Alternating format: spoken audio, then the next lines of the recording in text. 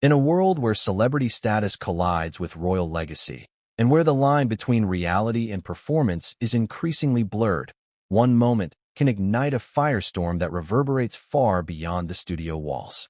Picture this: the glimmering stage of The Tonight Show starring Jimmy Fallon, where millions tune in each night to laugh, disconnect, and watch pop culture's elite trade banter.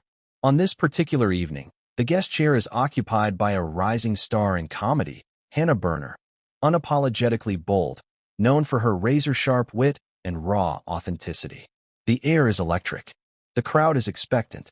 Then, without warning, Berner launches into a joke, seemingly casual, delivered with effortless timing, labeling Meghan Markle an entitled princess. The audience roars, gasps, hesitates. In that single moment, laughter gives way to something else, a cultural detonation. This wasn't just another late-night punchline. This was a fracture in the delicate, high-gloss veneer that Meghan Markle and Prince Harry have worked relentlessly to maintain since stepping back from royal duties. A crack heard around the world. The moment was instantly clipped, shared, debated, dissected across platforms from TikTok to CNN. It became more than a joke. It became a public reckoning. Was Berner being cruel or brutally honest? Was it fair to reduce Meghan's complicated journey into a soundbite that stung? Or was this the culmination of mounting public frustration over the couple's often contradictory relationship with fame, privacy, and privilege? Before we continue, please hit the like button, subscribe to the channel, and turn on the notification bell for updates. The introduction of Berner's entitled princess label didn't just land. It burrowed into a global conversation already simmering with tension. For some, it was comedic genius. For others, it was a misogynistic cheap shot. But beneath the polarized reactions lay something much deeper, a reflection of the collective confusion, fascination, and fatigue that surrounds Meghan Markle's public persona. She is adored and criticized in equal measure. She is, for many, a symbol, either of modern feminist courage or of perceived manipulation cloaked in victimhood. So when Hannah Berner said what many had whispered but few dared to say on network television, it was as if the floodgates opened. And this was no random jab. Hannah Berner's timing was meticulous, her delivery casual yet piercing. And what made the moment even more explosive was where it happened. Not at a roast, not on an obscure podcast, but in the very beating heart of mainstream American entertainment. A show watched by middle America, young millennials, and cultural commentators alike. The ripple effect was immediate. Hashtags trended. Media outlets scrambled for reactions. And Meghan's fanbase, always alert and defensive, went into overdrive to defend the Duchess. But why did it land so powerfully? What was it about that single phrase, entitled princess, that both entertained and enraged? The answer isn't simple, and that's precisely what makes this story so compelling. Meghan Markle represents a nexus of privilege and pain, of progress and performance. Her story is part American fairy tale, part royal tragedy, and part media circus. She is a woman who broke barriers, and then, according to critics, used that very progress as a platform for self-interest. Every move she makes is scrutinized, every word parsed. And when comedy enters that arena, with its mandate to speak the unspeakable, to shine a light on hypocrisy, the stakes become even higher. Let's not forget, this is a woman who married into the most recognizable monarchy on earth, then stepped away claiming she wanted privacy, only to sign multi-million-dollar deals with Netflix, Spotify, and publish intimate memoirs and interviews.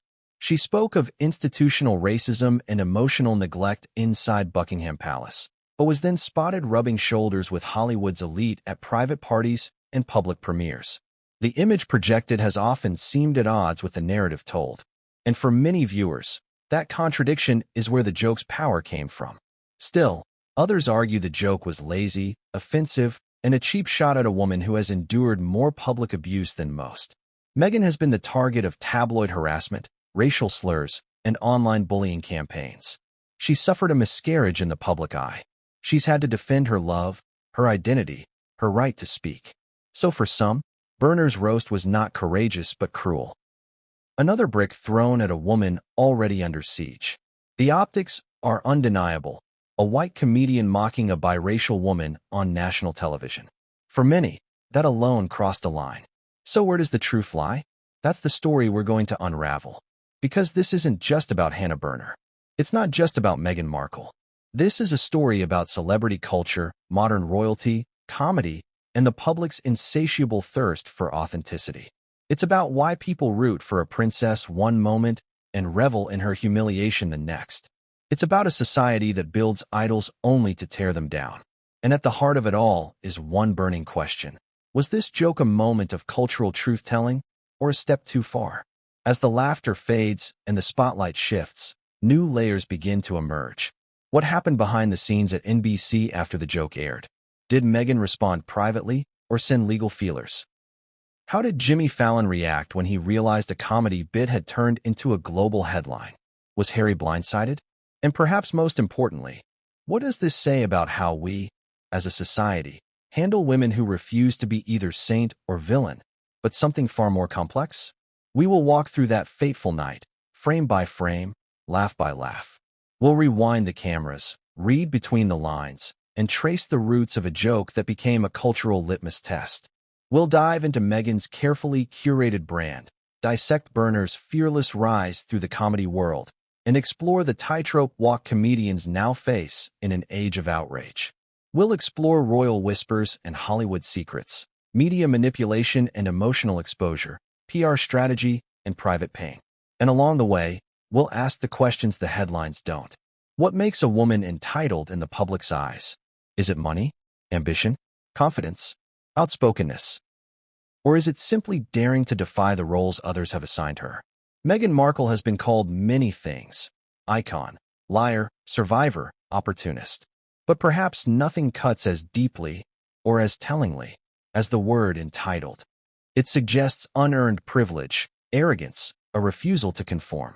It is both a character assassination and a societal judgment. That's why this story matters. Because it's not just about a joke. It's about the fragile machinery of modern fame. It's about how we consume women's stories, how we weaponize humor, how we forgive or don't. It's about the invisible rules of royalty and the changing rules of comedy. And it's about the moment when a punchline became a public referendum. So sit back, because we are only just beginning. In the chapters ahead, we'll take you through every layer of this story, from the green rooms of NBC to the gates of Montecito, from media studios to royal corridors. What happened that night was bigger than comedy. It was a cultural collision. And by the time we reach the end, you might find yourself laughing, or wincing, or questioning everything you thought you knew about Meghan Markle, Hannah Berner, and the public's hunger for spectacle. This is the story of a joke that refused to fade, a spotlight that exposed more than just a stage, and a duchess who once claimed her voice, only to find it echoed, mocked, and redefined by others. Let's begin. The lights dimmed inside Studio 6B as the audience, already buzzing with anticipation, erupted in cheers. Jimmy Fallon, dressed in his signature suit and grin, danced his way across the stage. The Tonight Show starring Jimmy Fallon was known for its light-hearted humor, its celebrity guests, and its feel-good tone. It wasn't the kind of show where controversy usually took root. And yet, on this particular night, the seeds of a cultural storm were being quietly planted backstage, where comedian Hannah Berner was preparing for a guest segment that would do more than entertain. It would ignite. Hannah Berner was no stranger to the stage, though to many in the Tonight Show's mainstream audience, she was still somewhat of a fresh face. A former tennis player turned podcaster and stand-up comedian, Hannah had gained a following for her brash, no-holds-barred humor. She didn't just poke fun, she dissected culture, gender roles, relationships, and privilege with a scalpel-like wit. On her podcast, Berner routinely said what others were thinking but too afraid to voice aloud. And now, she had a primetime slot on one of the most-watched late-night programs in America.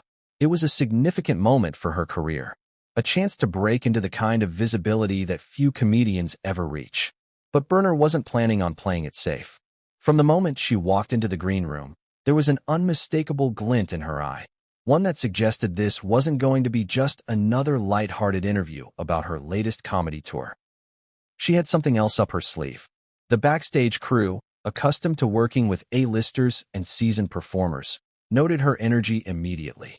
Confident, relaxed, with a hint of controlled chaos. Berner had the ease of someone who had nothing to lose and everything to gain. The show's writers had prepped her with a few talking points, a quick plug for her upcoming comedy special, some banter about dating in the digital age, and maybe a funny anecdote about her family. But Hannah had different plans. She knew the power of the moment, and more importantly, she knew the power of a well-placed punchline. As she waited in the wings, Fallon was wrapping up his monologue. He delivered the usual mix of political jabs and celebrity news, sprinkled with audience-friendly dad jokes. The rhythm of the show was familiar, comforting, and that's what made what followed all the more jarring. When Fallon welcomed Berner to the stage, the two embraced like old friends. It was the kind of TV moment designed to put everyone at ease, host, guest, and viewers alike. The first few minutes followed the expected script. Fallon asked about her podcast's viral clips. She cracked a few jokes about dating apps, and the audience laughed in all the right places.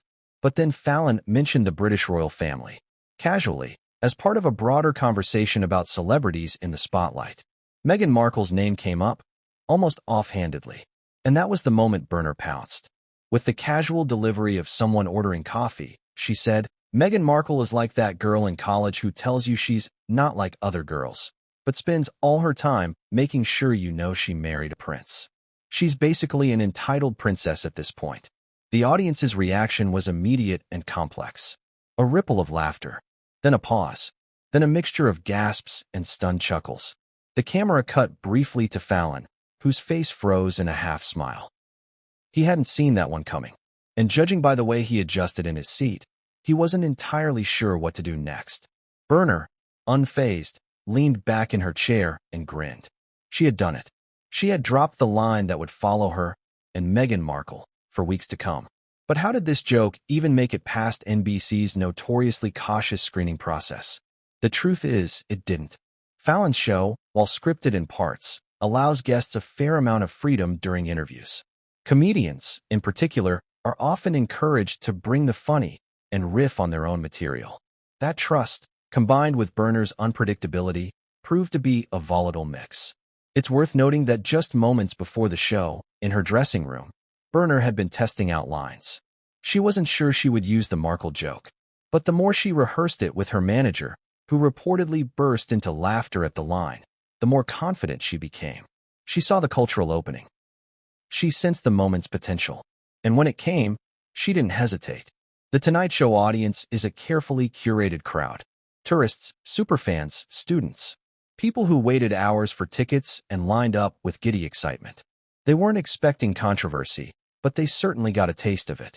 And once the clip made its way online, the response exploded. But let's pause for a second and consider what made this so remarkable. Comedians say provocative things all the time. They roast public figures, they mock politicians, they skewer celebrities. So why did this particular joke, on this particular show, hit such a nerve? The answer lies partly in context. The Tonight Show is not the Oscars. It's not a Netflix comedy special or a roast. It's not the kind of platform where cultural landmines are usually detonated. It's considered safe, accessible, apolitical. That's part of its appeal. So when Berner took a sharp swing at Meghan Markle, a figure whose public image is already deeply polarized, it felt not just unexpected, but radical. Moreover, Berner wasn't punching up at an institution. She was targeting an individual, one who has positioned herself as a victim of that very institution. Meghan Markle, for all her fame and privilege, has also presented a narrative of suffering, racism, emotional trauma, media harassment. So for Berner to frame her as entitled was, to many, a reframing of the entire conversation. It was as if she flipped the script with a single punchline.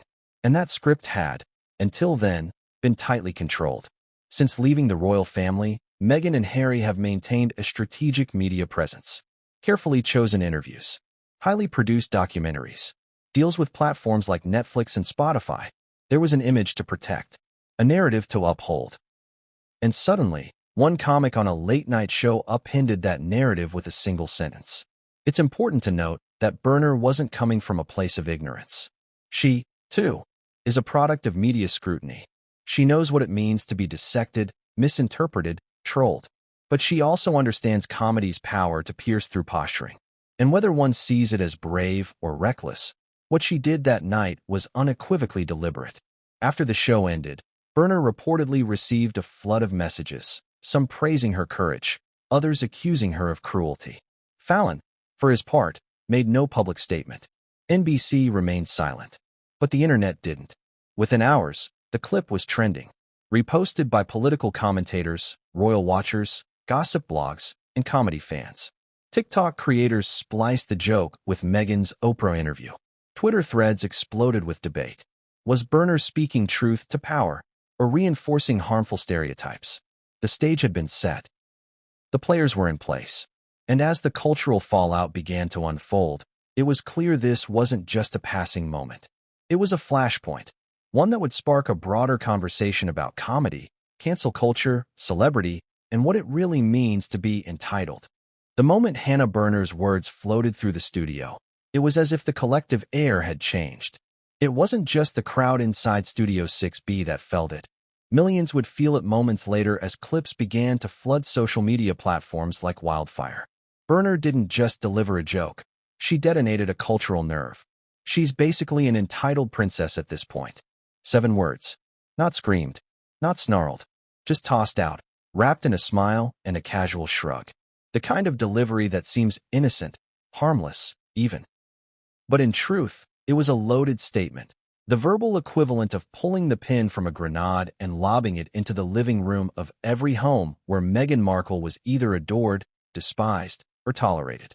A moment that crossed oceans, split households, and ignited a fierce cultural divide. What followed in the seconds after the punchline was revealing. A wave of laughter, followed by a perceptible tension. Laughter that came too fast, followed by eyes darting around the room to gauge reactions. Was it okay to laugh? Was it inappropriate? The studio's collective conscience seemed torn. For every person who howled with delight, there was another who froze in discomfort. And the reaction mirrored what would play out in the hours and days ahead across the internet and media. As clips were uploaded, first by fans of Berner's, then by random viewers, then by major entertainment accounts, the joke transformed from an isolated moment of late-night levity into a full-blown headline. By the next morning, tabloids in the UK had already plastered it across their digital front pages. American comedian roasts Meghan Markle on Fallon. CNN ran a segment analyzing it. Piers Morgan gleefully quoted it on air. TikTok creators reenacted it. And inside Montecito, it was rumored, there was silence. But the question that kept surfacing was simple and sharp. Why did it land so hard? Part of the answer lies in the power of comedy itself. A well-crafted joke does more than entertain, it exposes. It peels back polite illusions and reveals uncomfortable truths. And in that sense, Berner's line was more than a jab, it was a diagnosis. She didn't accuse Meghan of being cruel, dishonest, or hypocritical. She called her entitled, a term that, in today's cultural vocabulary, hits harder than almost any other. Entitlement carries an unmistakable sting.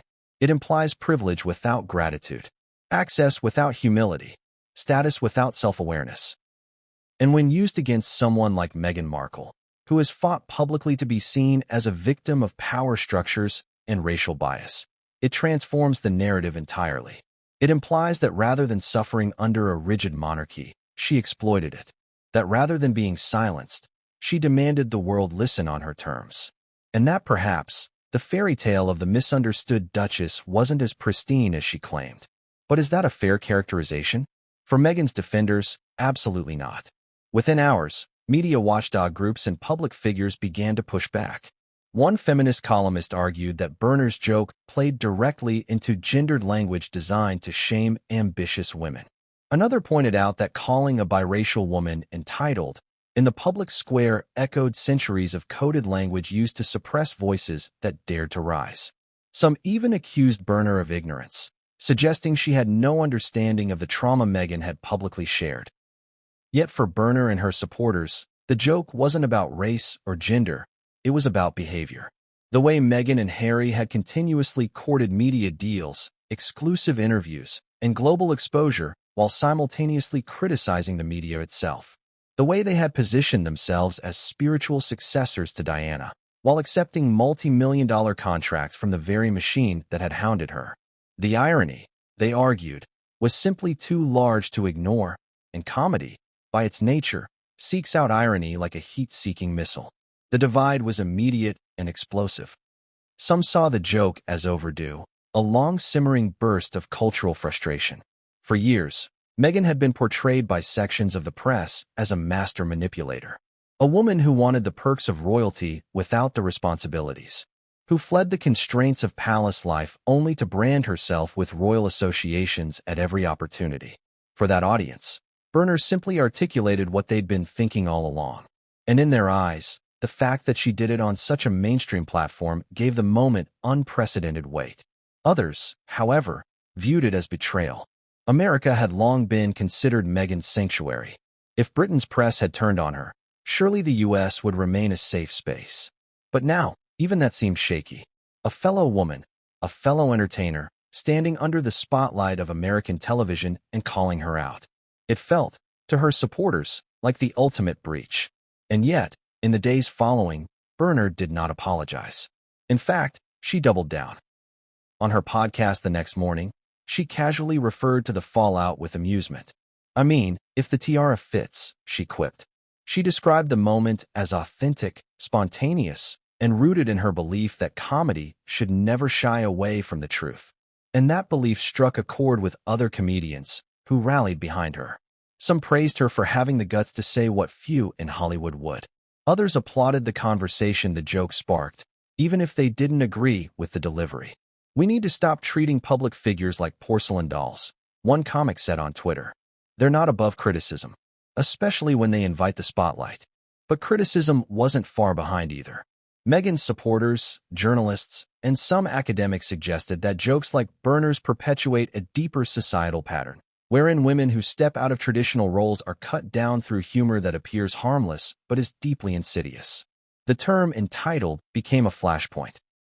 Was it a legitimate critique or a misogynistic reflex? Royal biographers weighed in too.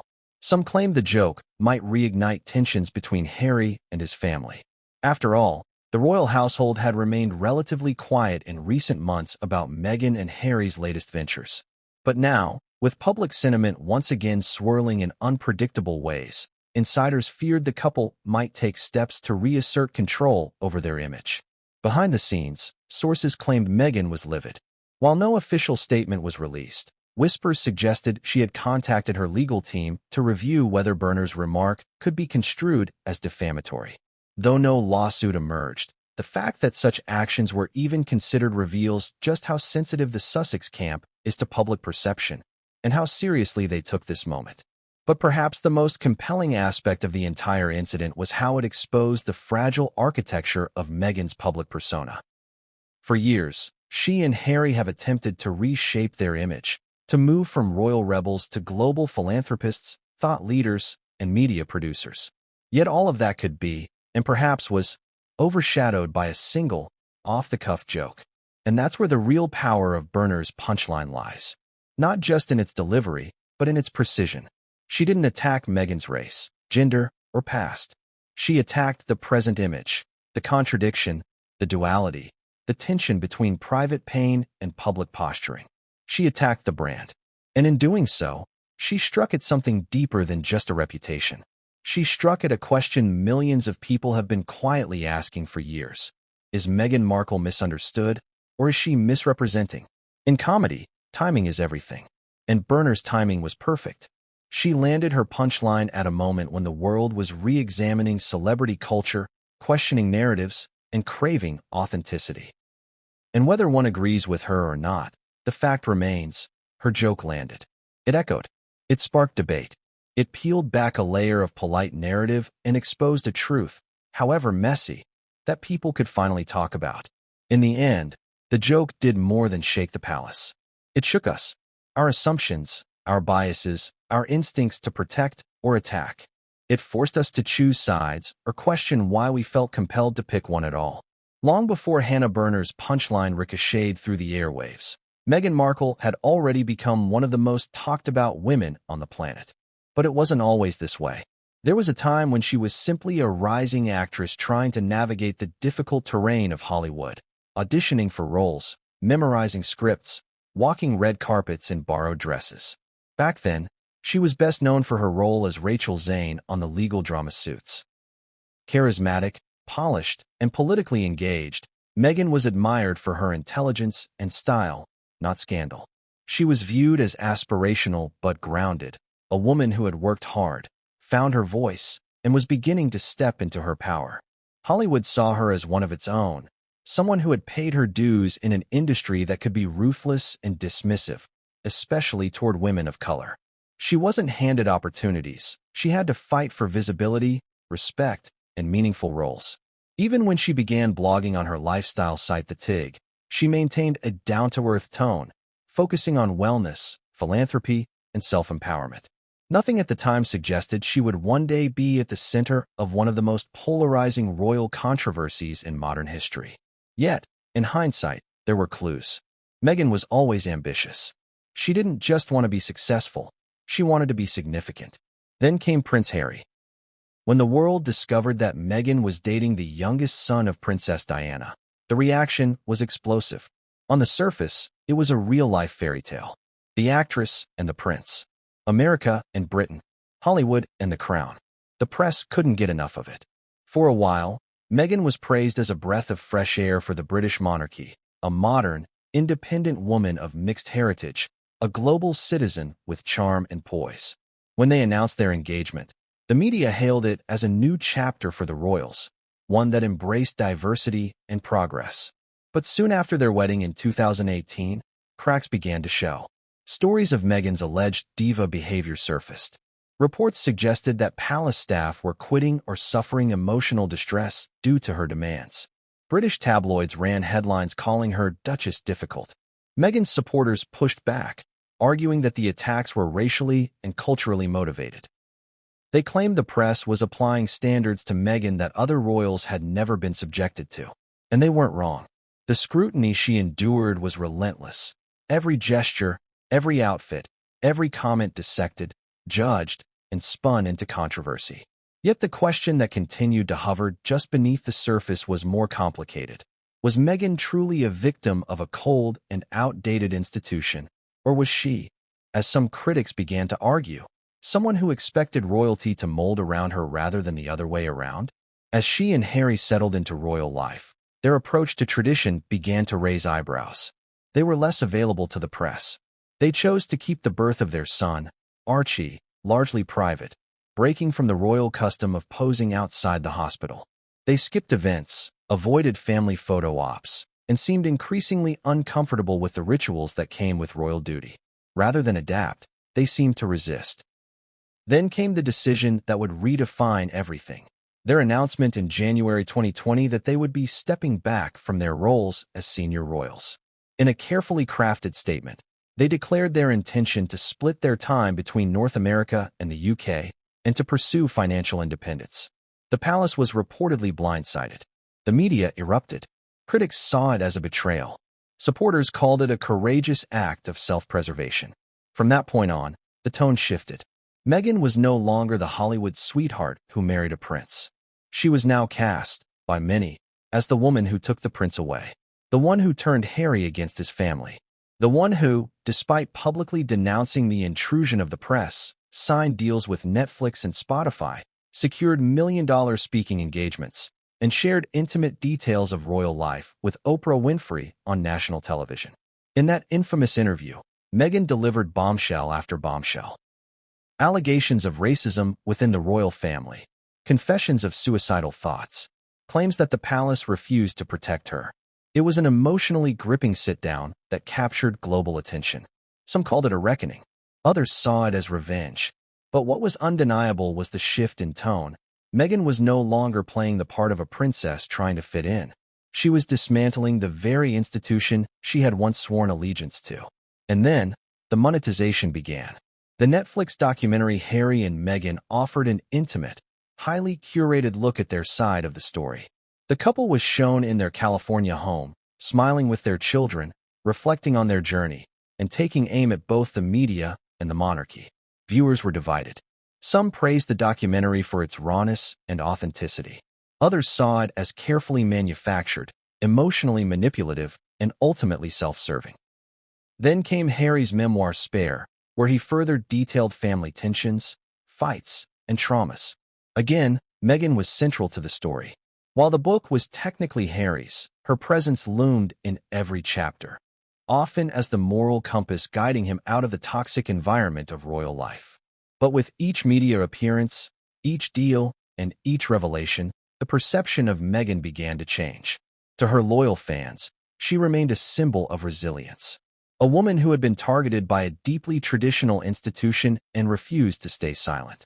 To her detractors, she had morphed into the very thing she claimed to despise, a publicity machine hungry for validation and profit. This duality is at the core of the entitled princess label, because Meghan isn't just viewed through the lens of her actions. She's interpreted through the stories others have told about her. To some, she is Diana's spiritual heir. To others, she is Wallis Simpson 2.0. A woman whose presence threatened to upend royal decorum. And the tragedy is that perhaps she is neither. Perhaps she is simply a woman who walked into an ancient institution with modern expectations. And when the two collided, something had to break. The irony is that Meghan left Hollywood only to become a bigger celebrity than ever.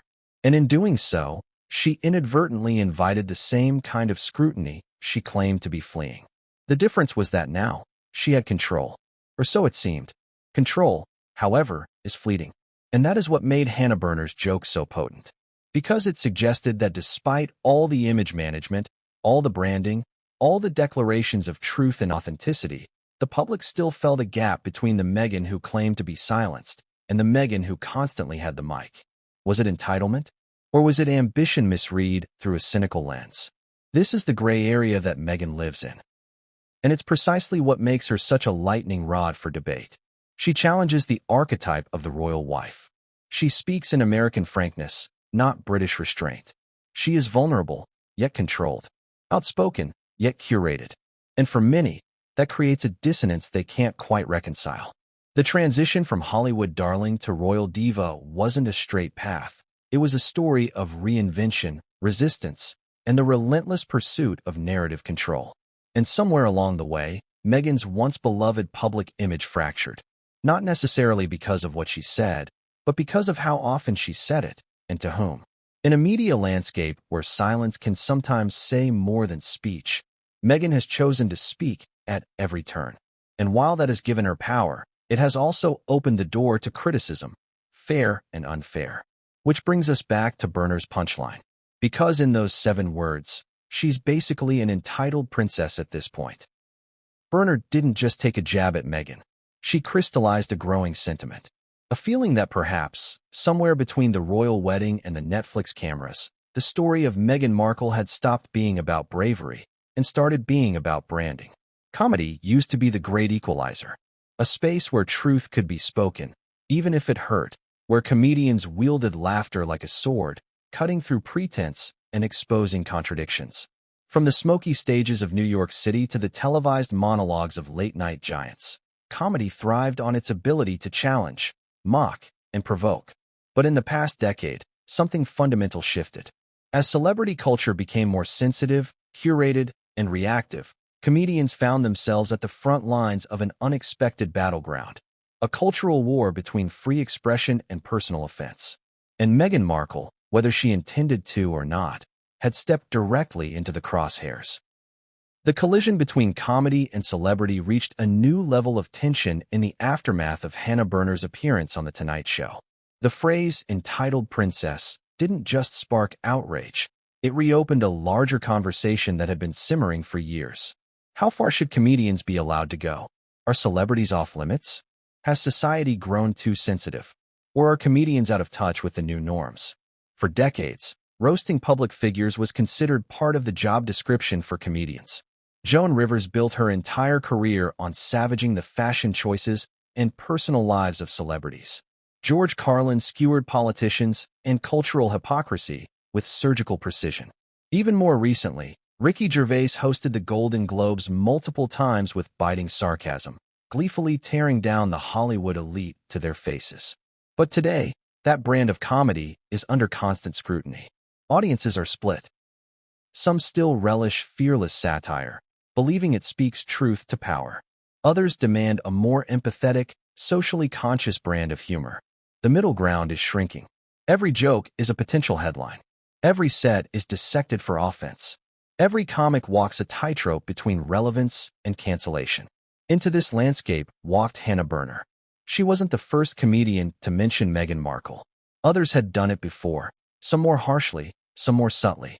But what made Berner's moment on The Tonight Show so incendiary was context. She wasn't at a roast. She wasn't at an underground comedy club. She was on one of the most beloved, family-friendly platforms in American television. Her words weren't buried in a stand-up special. They were delivered straight into the living rooms of Middle America. And she didn't frame the joke with malice. She said it with a smile, like it was just another funny observation. That's what made it land so sharply. It felt off the cuff, real. What followed wasn't just a backlash against Berner. It was a backlash against the entire idea that comedians could critique someone like Meghan Markle. The outrage didn't stem solely from what was said, but from who said it, where it was said, and about whom it was said. Meghan isn't just a celebrity. She is a political symbol, a media lightning rod, a former royal, and a voice for racial justice and mental health.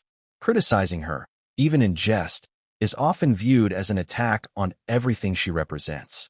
And for comedians, that creates a unique dilemma. If public figures like Meghan choose to occupy spaces of influence, activism, and entertainment simultaneously, are they exempt from ridicule, or even more fair game than ever before?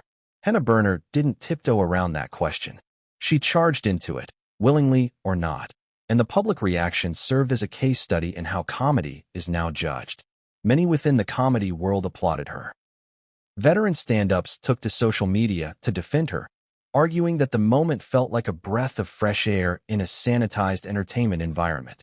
They cited growing exhaustion with celebrities who promote themselves endlessly but bristle at the slightest criticism. They insisted that comedy's role is not to cater to egos, but to reveal them. One comedian tweeted, "If Meghan Markle can sit down with Oprah and criticize the Queen of England on international TV, surely someone else can poke fun at her on Fallon without getting death threats." But the other side of the conversation was equally passionate. Cultural critics accused Berner of punching down, arguing that comedy should speak truth to institutional power, not target individuals, especially those who have already spoken about trauma and discrimination. They argued that while comedy has always been edgy, it should evolve with the times, that it should be more compassionate, more nuanced. It was the classic tension between two competing visions of humor, one that sees comedy as an untouchable arena for free speech, and another that sees it as an evolving art that must adapt to social consciousness. This cultural standoff isn't just theoretical. It's shaping careers. Comedians have been dropped from shows, disinvited from festivals, and attacked online for crossing invisible lines. And celebrities, in turn, have become more guarded, more curated, less accessible. They share heavily filtered versions of their lives on social media, control interview questions, and quickly respond to any perceived slight with statements, legal threats, or PR campaigns. But what happens when those two worlds collide? In Berner's case, the collision was swift and dramatic.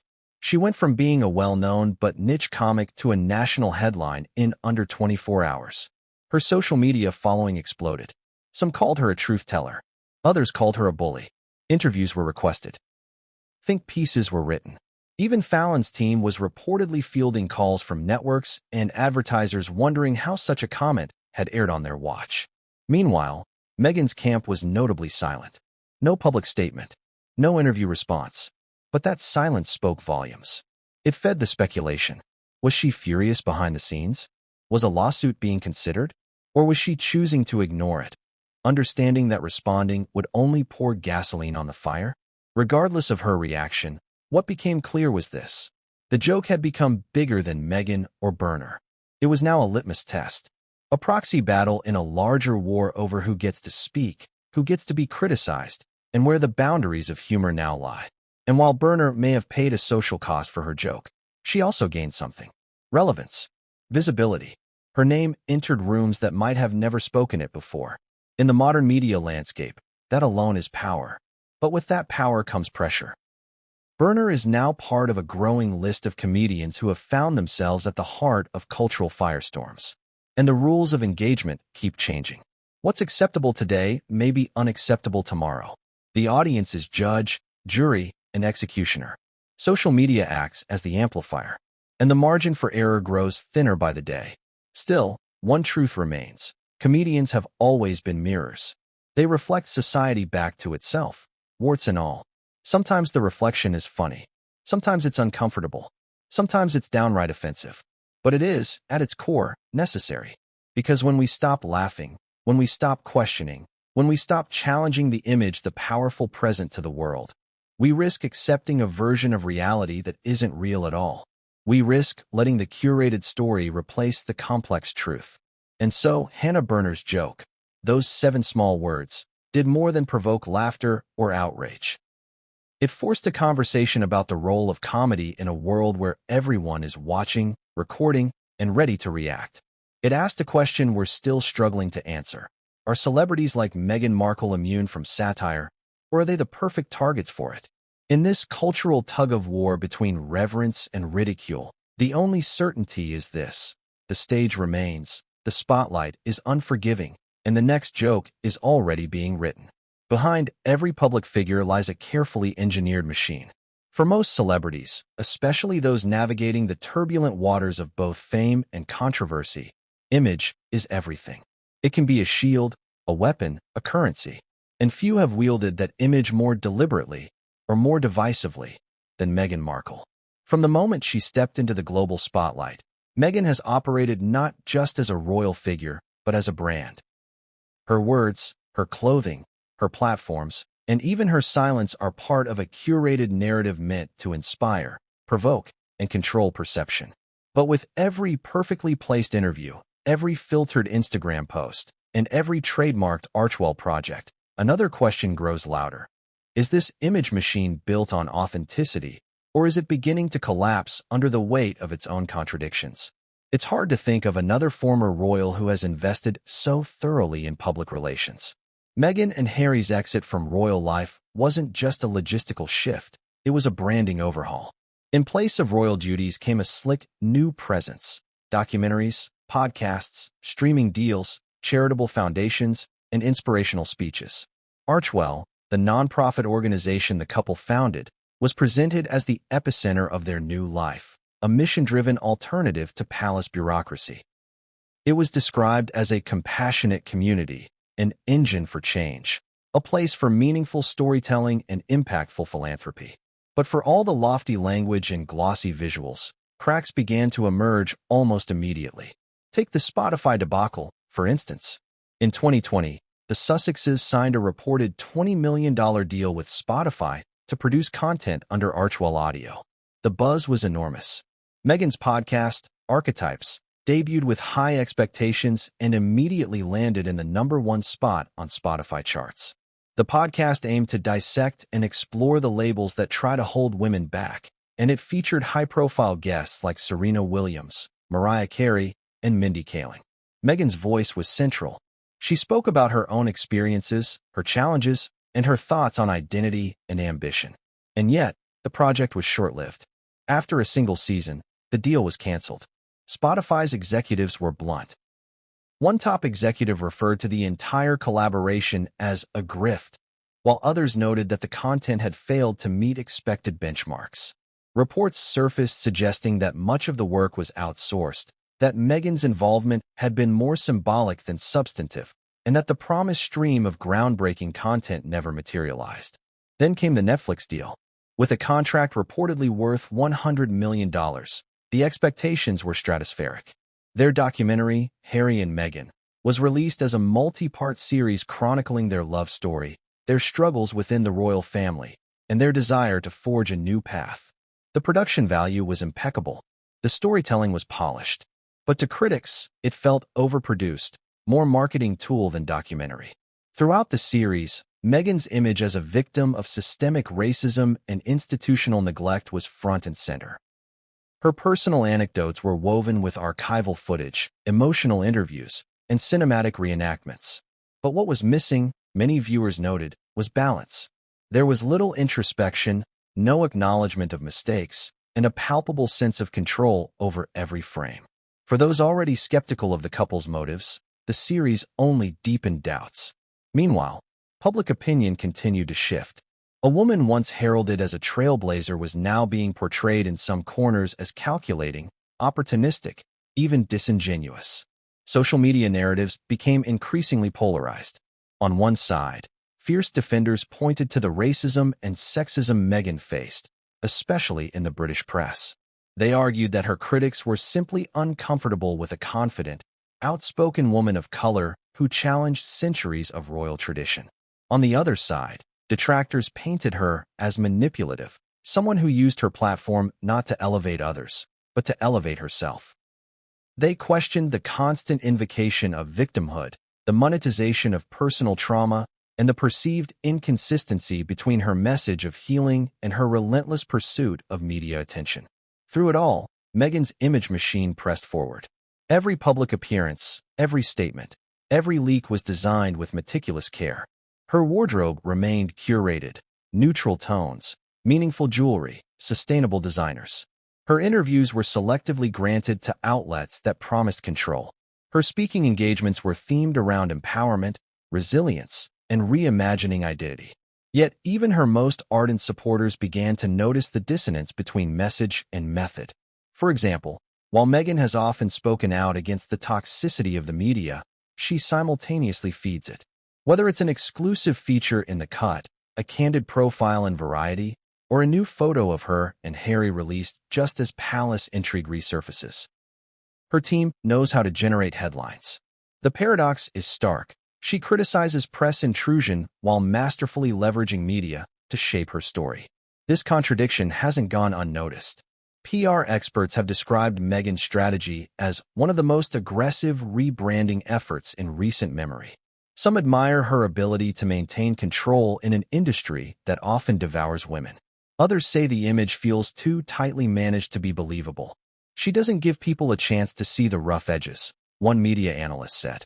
Everything's polished, filtered, perfected, and that's where trust starts to erode. Indeed, authenticity is the currency of modern celebrity. Audiences today are more skeptical, more perceptive. They can spot a curated post. They sense when vulnerability is being packaged for engagement. And they bristle at being sold a story that doesn't match what they observe. With Meghan, many feel they've been asked to believe in a persona, when what they crave is a person. Even small moments have become fuel for criticism.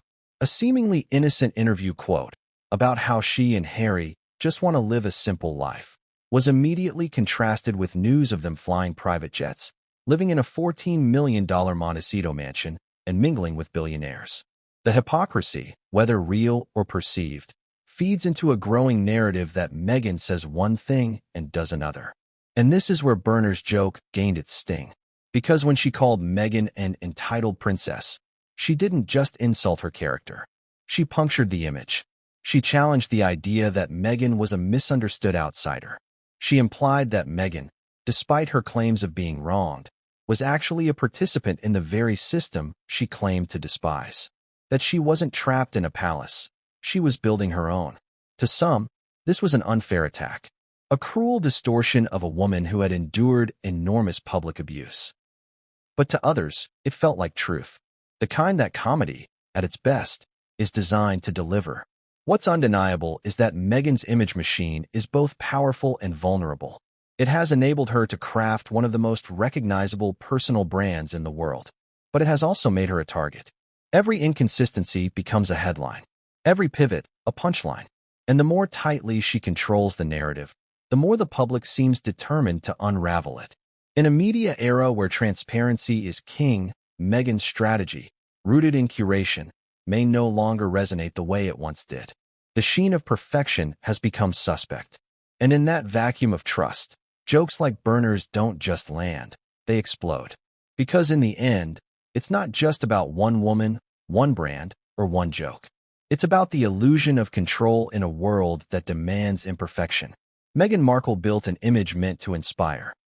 But as the world peers behind the curtain, it seems increasingly desperate for something more raw, more flawed, and more real. As soon as the Tonight Show segment aired and Hannah Berner's offhand remark about Meghan Markle made its way into the digital bloodstream, the reaction online was swift, chaotic, and emotionally supercharged. Like a spark dropped in dry brush, it took mere minutes for the internet to erupt. The line, "She's basically an entitled princess at this point," transcended a comedy show. It became a rallying cry, a meme template, a source of rage, and for many, a mirror reflecting how far the public narrative around Meghan Markle had tilted. It began with short clips on Twitter, TikTok, and Instagram Reels.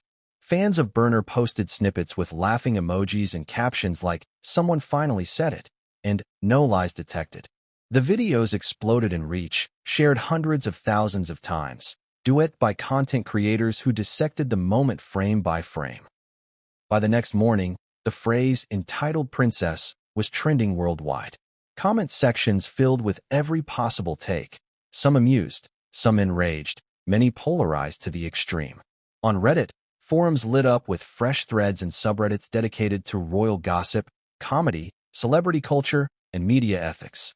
In r/Saint Meghan Markle, users celebrated Berner's fearlessness. They viewed the joke as a long overdue acknowledgement of what they considered the truth, that Meghan had long benefited from royal titles and media attention while maintaining an ongoing victim narrative. One post received over 10,000 upvotes within a few hours, its title blunt and victorious. Berner did in 7 words what the British press spent 7 years trying to do. The subreddit's top comment read, "The funniest part is she wasn't even trying to destroy Meghan. She just pointed out the obvious, and the internet lost its mind." Other comments included lengthy breakdowns of Meghan's perceived contradictions. Privacy demands versus docuseries participation, victimhood versus multi-million-dollar deals, and how a modern duchess might have unwittingly embodied exactly what she once criticized. But while some celebrated, others seethed.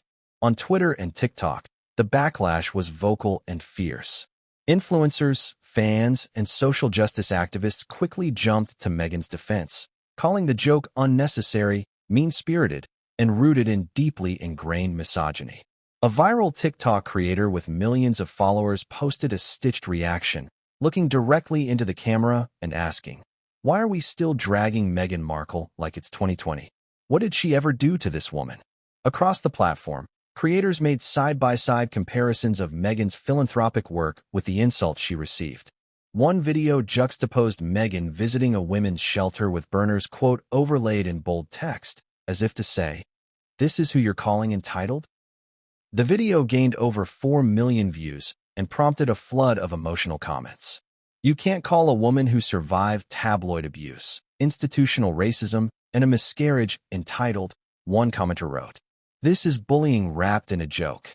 Other users pointed to the disproportionate attention given to Meghan's perceived flaws, comparing her to other royal figures who had never received the same level of scrutiny.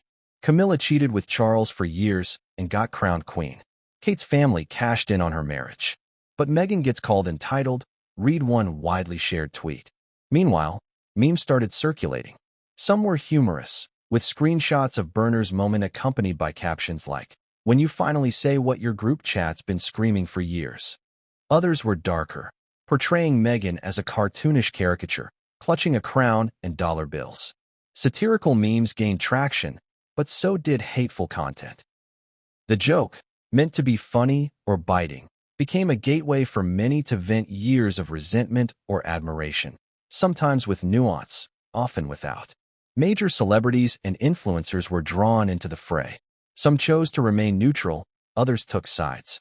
A well-known British TV host tweeted, "I don't always agree with comedians, but Berner's line was pure observational gold.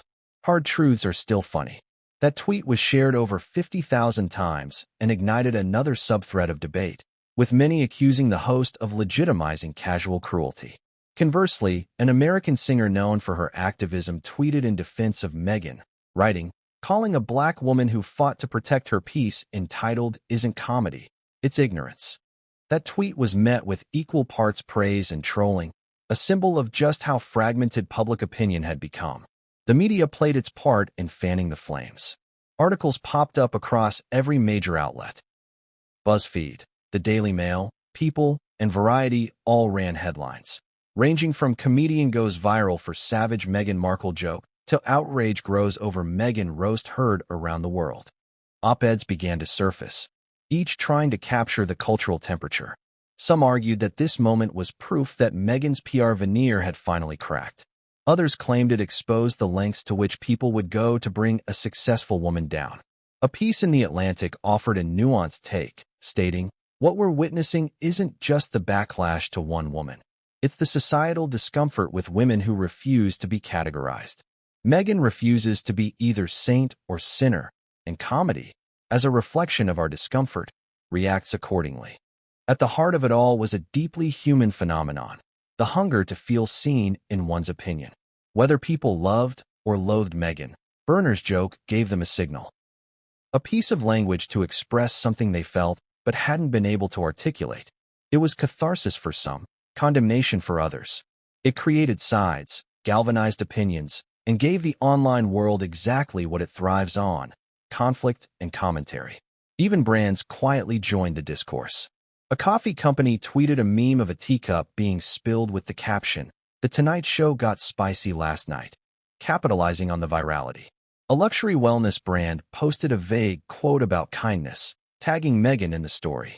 These subtle gestures revealed how even corporate entities recognize and benefit from moments of social virality, even if it means skating near controversy. One of the most telling metrics of all was Google Trends. In the hours after the joke aired, searches for Meghan Markle entitled spiked by 4,700%. Hannah Berner Tonight Show surged even higher. Online merch sellers began selling mugs, t-shirts, and phone cases printed with the quote. Entire YouTube channels sprang up dissecting the moment, with thumbnails featuring Berner smirking and Meghan looking shocked, sometimes in images from completely unrelated events. In this digital whirlwind, the deeper question began to surface. Is this what our culture has become? A place where a single sentence can overshadow years of charity, trauma, or advocacy. A world where jokes go viral faster than facts, and where humor has become another weapon in the cultural arsenal. One user on Reddit summed it up bluntly. Berner said what millions think. But she also reminded us that the internet isn't just a mirror, it's a magnifying glass. And sometimes, the reflection is ugly. It became apparent that this wasn't just a moment about a joke. It was a moment about Meghan, about fame, about womanhood, race, power, and public expectation. And while Meghan herself remained silent in the immediate aftermath, the conversation about her, around her, and because of her raged on. The internet had chosen sides, drawn lines in digital sand, and crowned a new queen of controversy. Not Berner, not Meghan, but the public itself, ever eager to laugh, judge, and move on. In the chaos of public opinion, headlines, hashtags, and media noise following Hannah Berner's explosive joke, one person's reaction remained curiously absent from the public discourse: Prince Harry. For a man who has often stood at the front lines defending his wife against criticism, the silence was noticeable, deafening even. But behind the scenes, palace insiders and Montecito sources began leaking fragments of a very different story, one of emotional tension, private rage, and a husband caught between the urge to protect and the desire to retreat. Prince Harry had always positioned himself as Meghan's fiercest defender. From the early days of their relationship, he issued rare and unusually blunt statements to the media condemning the harassment and racial undertones Meghan was subjected to. Throughout their time as working royals, and especially after their dramatic departure from the monarchy, Harry has consistently painted himself as a man pushed to the edge by an unrelenting press. A press he blames not only for his mother's death, but also for the pain inflicted on his wife. So when a comedian mocked Meghan on one of America's most visible stages, many expected Harry to react swiftly and decisively. Yet, in the immediate hours and days following the episode, there was nothing. No statement, no post on the Archewell site, no friendly interview with a media ally, just a wall of silence. But silence doesn't mean absence. According to sources close to the couple, the moment the clip reached Harry's team, alarms went off. He was reportedly on the East Coast at the time, attending private meetings related to his Invictus Games Foundation. A member of his security detail allegedly showed him the video on a phone. Witnesses say his demeanor shifted instantly. He watched the clip 3 times in a row, saying little, but with a clenched jaw and narrowed eyes. To those who knew him well, It was the telltale sign of Harry's anger brewing beneath the surface. By that evening, reports claim Harry was on a call with his and Meghan's joint PR team, exploring possible responses. The conversation, according to leaked emails later verified by 2 publications, was focused not only on the fallout from the joke, but on how to reassert control over their narrative. One option considered was reaching out to NBC to request a clarification or a statement distancing the network from Berner's remark. Another was to post a vague but powerful statement on their foundation's page. Something about kindness, integrity, and not allowing the noise to distract from the mission. But Harry allegedly vetoed both options. He wanted something more. He wanted an apology, a source close to their team revealed. Not necessarily on air, but at least some form of public acknowledgement that the joke crossed a line. It's not hard to imagine why. From Harry's perspective, this wasn't just a comedian riffing. This was another moment in a long string of perceived betrayals. Another instance of Meghan being publicly mocked, belittled, and painted as undeserving. To Harry, this wasn't about humor. It was about respect. About the pain they had both shared with the world. About how laughter can sometimes reopen wounds that barely had time to scab. But those around him reportedly urged caution.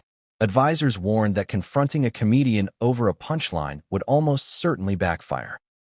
It would feed into the perception that the Sussexes couldn't take criticism, that they were thin-skinned and overly protective of their public image. One strategist allegedly told him, "If you make this about one joke, you risk turning the entire comedy world against you. They'll make it their mission to roast you for years." Still, Harry was unmoved. He believed this was different. This wasn't satire, he reportedly said. This was disrespect. According to a Montecito insider, Harry even considered contacting Jimmy Fallon's team directly, not to threaten, but to convey disappointment. But that approach, too, was discouraged. In the end, nothing was done publicly. No statement. No interview.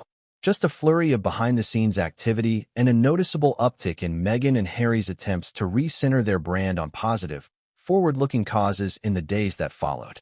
Privately, however, the emotional toll was more apparent. Friends close to the couple described Harry as frustrated and emotionally fatigued. One said that the Berner incident reawakened the helplessness Harry often feels when he sees Meghan hurt. He couldn't protect her from the firm. He couldn't protect her from the tabloids. And now he can't protect her from jokes. That sense of impotence reportedly weighed on him heavily. At home in Montecito, tensions began to rise. Not between Harry and Meghan directly, but within the walls of their carefully structured world. Meghan, according to sources, tried to brush off the moment. She allegedly told friends, "It's not even worth acknowledging," and "I'm used to this kind of thing." But others say her dismissal masked deeper discomfort. She had spent years trying to control the narrative. And yet, with one joke, the conversation about her shifted entirely. Harry, on the other hand, struggled to let it go. According to one source, he spent several nights pacing in their backyard, replaying the moment in his mind. He was reportedly especially upset at how viral the joke had gone. That people were laughing, not just at the joke, but at Meghan. That even those who had once admired her were now sharing memes and quoting Berner as if it were gospel. "It's not just what she said," he allegedly told a friend. "It's that people believed it." And in that statement lies the heart of Harry's conflict. He has always believed that if people could just understand Meghan the way he does, they would see her differently. As kind, intelligent, misunderstood. As someone who tried to fit into the royal mold and was rejected for it. His entire public journey since leaving the monarchy has been about telling their story, on their terms. And so, when a comedian framed Meghan as the very opposite of how Harry sees her, entitled rather than grateful, manipulative rather than victimized, it wasn't just offensive. It was heartbreaking. But this wasn't just about Meghan. This was about Harry himself. Because if Meghan is perceived as entitled, what does that make him? Complicit? Gullible? Manipulated? To many of their critics, Harry has become an extension of Meghan's ambition. A man who gave up everything for love, only to be used as a pawn in a larger game. That's the narrative Berner's joke indirectly reinforced.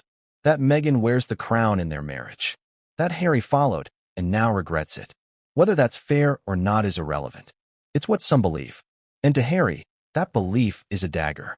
One of his oldest friends, who remains close despite the geographical and emotional distance since Harry's departure from royal life, was quoted anonymously in a British magazine saying, "He's in a tough spot. He wants to defend her, but every time he does, it becomes a headline. He's learned that speaking up often does more harm than good, but staying silent eats at him." This internal conflict has reportedly manifested in more private tension. Not open arguments, but mood shifts, distance, quiet nights where Harry, once known for his easy laugh and relaxed charm, sits in brooding silence. And yet, he doesn't regret his choices. Not his marriage, not leaving the monarchy, not stepping away from the press. What he regrets, sources say, is that no matter what he does, he can't change public perception. He can't make people see Meghan as he sees her. The fallout from Berner's joke was more than a PR challenge. It was a personal crisis. Not explosive, not career-ending, but quietly corrosive. It reminded Harry that their image is not entirely theirs to shape. That no amount of interviews, documentaries, or podcast episodes can fully inoculate them from ridicule. It also reminded him that the world's loyalty is fickle, that people who once cheered their escape from the palace now mock them for the choices they've made since. And for a man who has spent much of his adult life searching for purpose outside the shadow of a crown, that kind of rejection cuts deep. In the end, Harry chose silence. But it was not the silence of indifference. It was the silence of someone who feels powerless. Someone who, despite all his resources, cannot protect the person he loves from being reduced to a punchline.